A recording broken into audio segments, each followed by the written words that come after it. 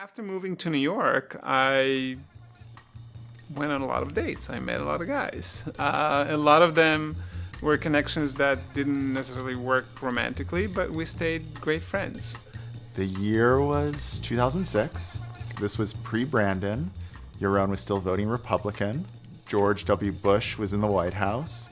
Saddam Hussein had just been executed. YouTube had just been acquired by Google for $1.65 billion. And a woman had just had the first face transplant surgery. So exciting things were happening in the world of plastic surgery as well. And I was attending this club called Beige, which was a Tuesday night club on Bowery Bar every Tuesday night. And it was like this playground where all of these really, really attractive gay men would gather, and mainly people who didn't have to work Wednesday mornings would go out and party. And I remember seeing this guy regularly, week after week. And slowly our circle of friends would sort of collide a little bit. I remember one week he came up to one of my friends and said, you're gonna come with me this weekend. You're gonna help me move a piano. You're going to come to my beach house. And he did, and he had a great time. And the next few weeks later, maybe, he said, you're gonna come with me and you're gonna go on an airplane and you're gonna have a great time. And that friend went on an airplane with him. So I observed Yaron's behavior over the weeks, and I was like, God, this guy is so fearless. And like, I admire that quality of him. He could go up to any guy at this place. Because the problem with Beige was you'd have all of these gorgeous men, but nobody would ever talk to each other. Everybody would just stand there stiff, looking at each other across the patio. And it was like everybody just stone cold. And Yaron would be like, hi, we're gonna be friends. Come into my life. And people responded to that. People thought that was amazing because that energy did not exist at Beige.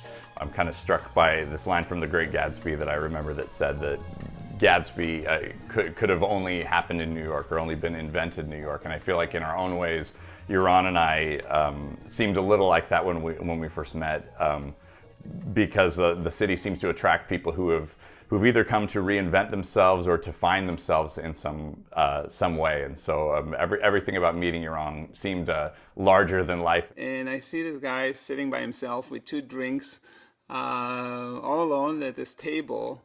It was curious. He seemed very different than everybody else. I also didn't know where to go. I had been signed to a record label, which was a very weird experience because I wanted to write songs and be myself and be openly gay. That was a much bigger deal to want to do that then as opposed to now. And it really felt like this is my opportunity to go from, this very humble beginning I had and achieve this goal that you were told your whole life, this is what you should want. I was pretty depressed, and I was hanging out at Beige by myself, writing like sad poems in my journal, and Yaron was like, "Why are you alone? What are you doing? I want to talk to you." So I gave him my number and went home. And I'm thinking, probably is not gonna call. I'll never hear from him again.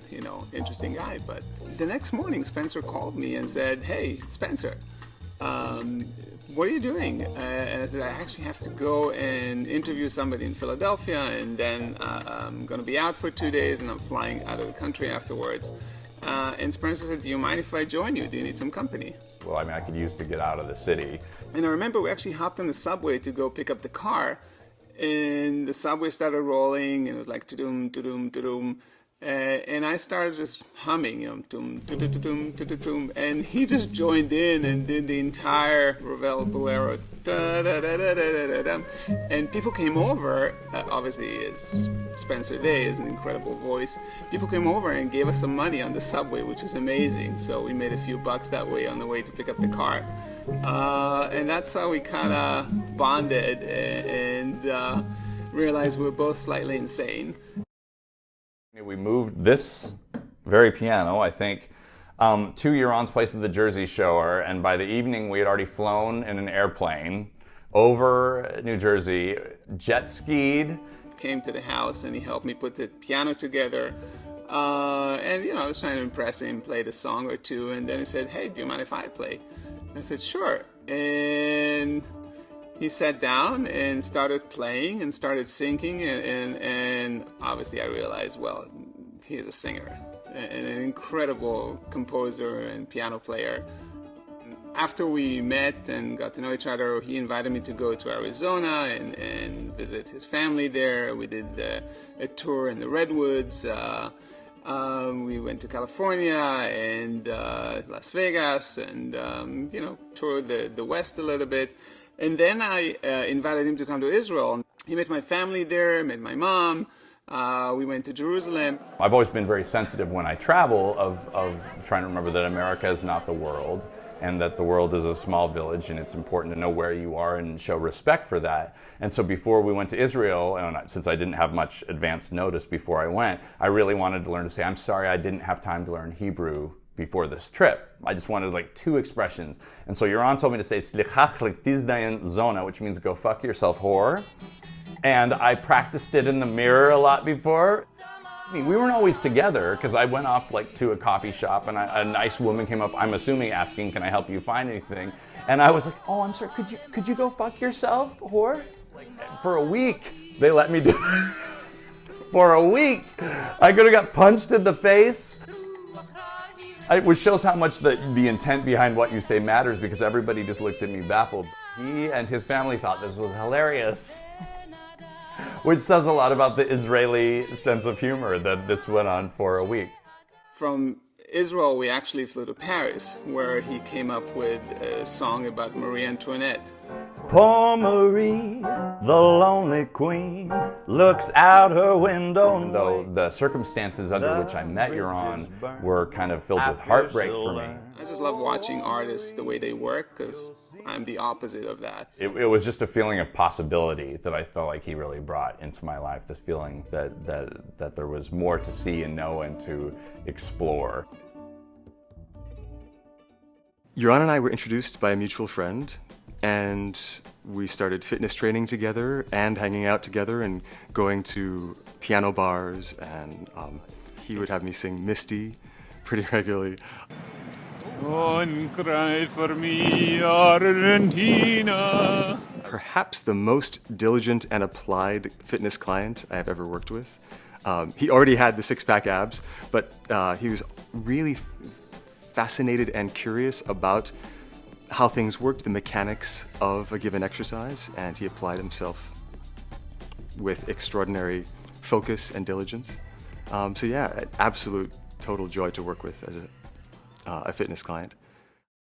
He really does not believe that rules apply to him of any description. One of the great rules that people generally understand is the social rule of queuing. And really, Yaron cannot queue, and it irritates the shit out of me most of the time. However, it worked really well when a couple of years ago we were going to a U2 concert out in Giant Stadium, and there was a queue of about 5,000 people in a line to get a ticket. Well, I'm thinking we're going to miss the concert. It's going to take 2 hours before we get on the train.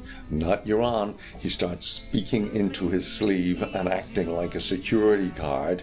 Excuse me, excuse me, excuse me, excuses his way all the way up to the top of the line and comes straight back with tickets for the next train. We jumped a queue of at least 5,000 people and everybody was happy. So there you go, Yaron. You were right all along. We were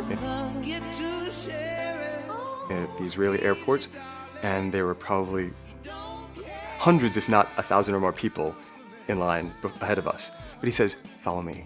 So he walks confidently around the side of the lines, and this isn't in the first class line, this is just around all the lines, walks straight up to the desk, and one of maybe a dozen desks, and manages to, in the space of just a few moments, opens his wallet with dozens of cards, shows him his pilot license, and manages to get us through this line of 1,000 people.